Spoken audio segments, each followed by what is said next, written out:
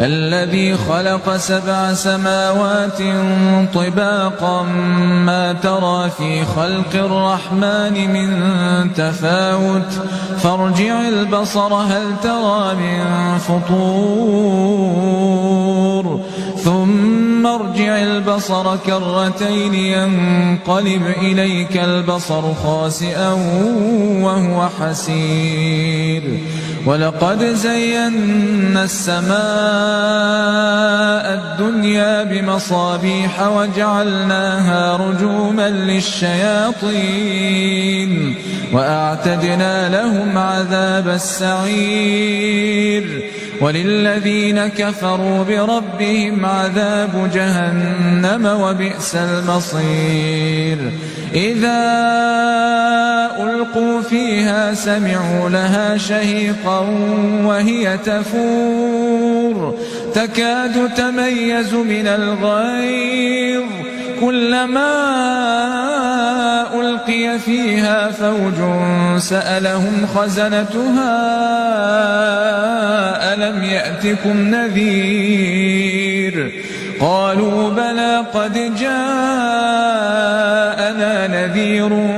فكذبنا وقلنا ما نزل الله من شيء إن أنتم إلا في ضلال كبير وقالوا لو كنا نسمع أو نعقل ما كنا في أصحاب السعير فاعترفوا بذنبهم فسحقا لأصحاب السعير إن الذين يخشون ربهم بالغيب لهم مغفرة وأجر كبير وأسروا قولكم أو اجهروا به إنه عليم بذات الصدور ألا يعلم من خلق وهو اللطيف الخبير هو الذي جعل لكم الأرض ذلولا فامشوا في مناكبها وكلوا من رزقه وإليه النشور أأمنتم من في السماء أن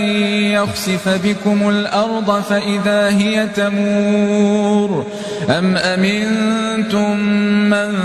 في السماء أن يرسل عليكم حاصبا فستعلمون كيف نذير